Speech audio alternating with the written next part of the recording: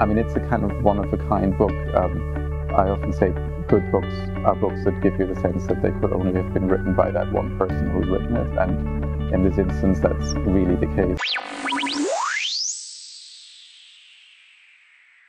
A few words about Albert Ostermaier, whose novel I read. He is one of the leading young German playwrights and poets. I was born in 1967 in Munich, where he again now lives and works. Another interesting little tidbit about him is that he is also the goalkeeper of the German authors' national soccer team. Quick summary of the book is relatively straightforward in terms of plot.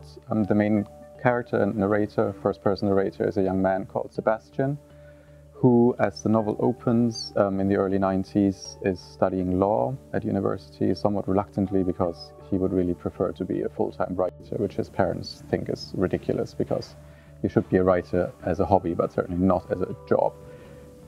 He's been back from a trip to Yemen for 2 years, and in Yemen he got very sick and almost died.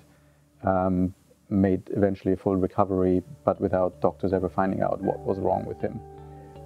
He embarks on this trip to meet this woman, Sibylle Scher, and when she has examined him and the results come in, Sebastian's world pretty much implodes because she tells him that he carries a deathly virus and has a maximum of 6 months to live. And my understanding is that the novel is somewhat autobiographical, so I do think there are equivalences between Sebastian, the narrator, and the author, who comes from Bavaria, which is a very Catholic part of Germany. And the Catholic Church, I mean, it's not necessarily so much a religious, but a kind of cultural power. The scene that I find particularly striking, there are lots of them really, because there are a lot of really greatly conceived vignettes that are really powerful.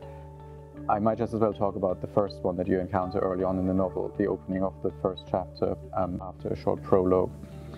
So that's the morning of January 17th, 1991. Sebastian is driving on a country road somewhere in the Bavarian hinterland. It's foggy out, and the whole atmosphere is kind of daunting and full of dread, which is mirrored by the fact that the First Gulf War has just started, and Sebastian is still filled with images that he's seen on TV all night of these green kind of night-lit visions of American airplanes attacking Iraqi troops in Kuwait.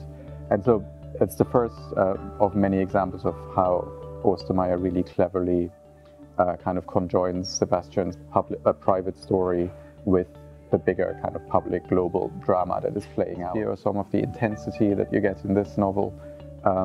I think you find in people like Don DeLillo, maybe in White Noise, or in some of Richard Powers' novels, or in the work of Stephen Wright, who is one of those writers, who all share this kind of narrative claustrophobia often, that Ostermaier is really clever at evoking and using.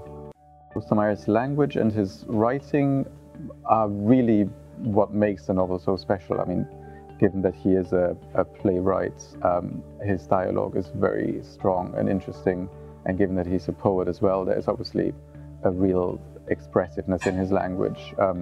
So you have just these great cascades of metaphors and cascades of sentences as Sebastian kind of tries to figure out what the right thing to do is, what he should believe, what he shouldn't believe.